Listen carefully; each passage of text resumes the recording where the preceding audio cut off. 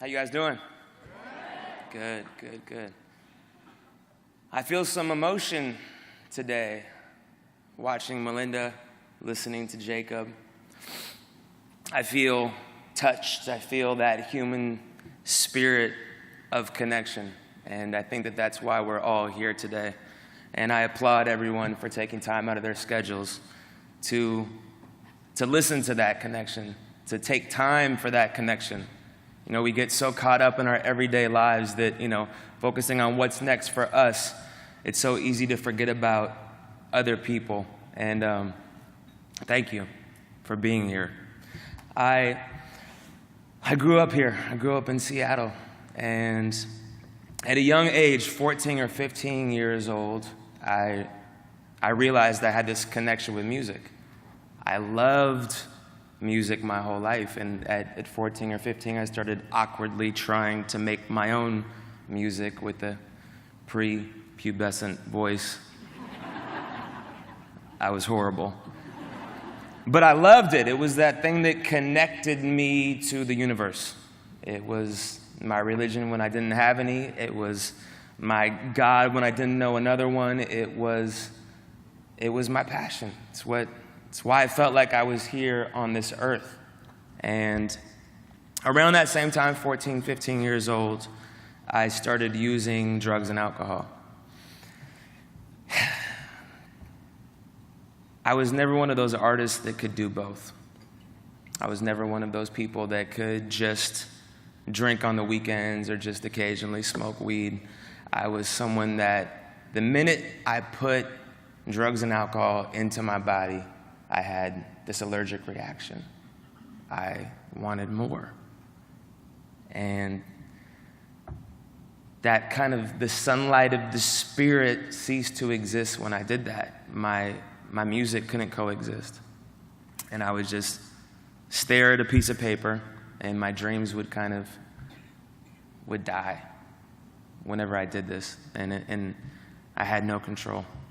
I went on for years kind of trying to get bits and pieces of sobriety. 2 weeks here, a month here, but it didn't work. I would piece together just enough to put out some music, but then I would go back. And I did this up until my mid-20s. I was barely paying my rent. With just sporadic shows around the Northwest and recording other people in my house.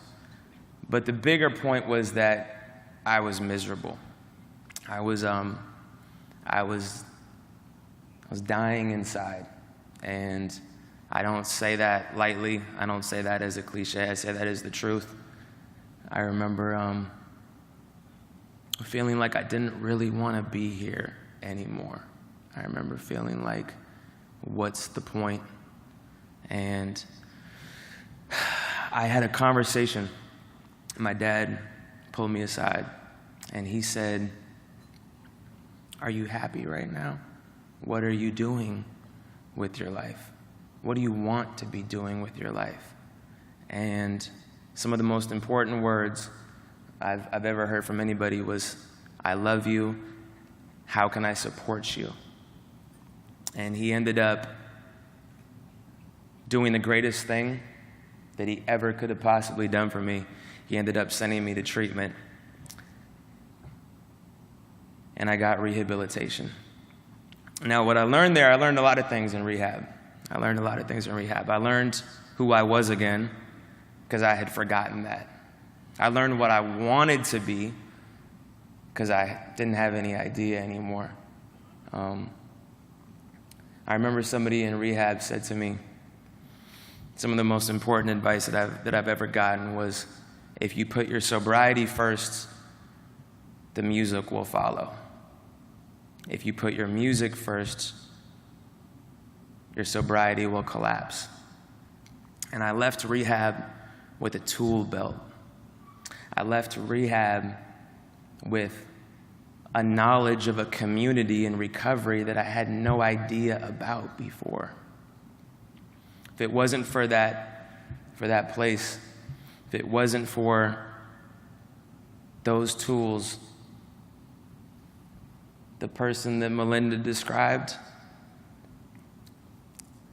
never has a chance to exist. That dream that I had when I was 14 or 15 years old, to speak my truth, to get out my voice, is silenced by the disease of addiction. I'm not on this podium today, and chances are I would not be alive. Now, how does this tie into YouthCare?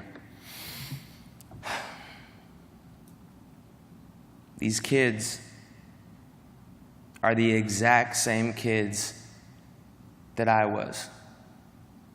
They have dreams, they have aspirations, they have passions. They're creative, they're intuitive, they're resourceful. They are beautiful people that may not have had that opportunity to get the help, that may not have had the same resources, that may not have had the same privileges that I have had to get me here. If it was not for my dad pulling me aside, sending me away, I would not be here, and I cannot emphasize that enough. The fact that we're all here in this room today, right now, at these tables, tells me something.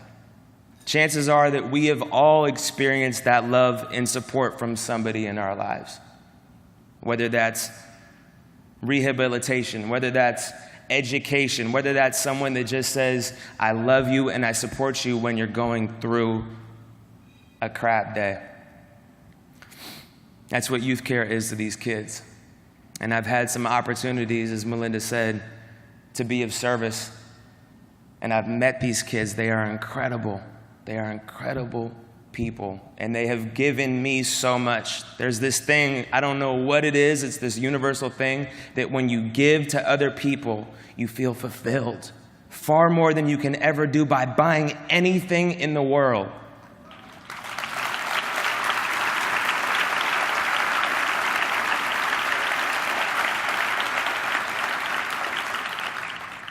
YouthCare inspires me. I'm sitting at that table just now, like trying not to cry, literally moved.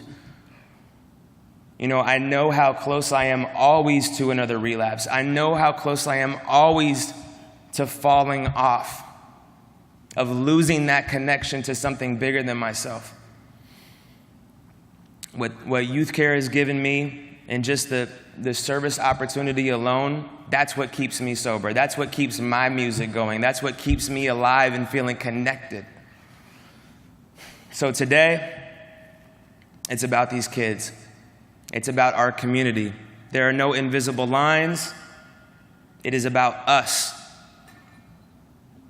It is about humans, humanity, giving to someone when they need it. We have so much in this room. We have an abundant amount of resources in this room to change this world.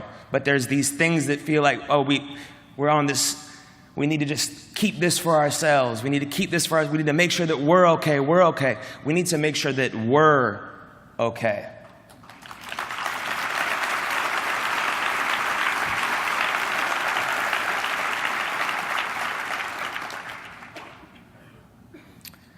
I appreciate the opportunity to speak. I appreciate Melinda and Jacob, all of you. This is about the youth of Seattle. This is about YouthCare. Thank you, guys.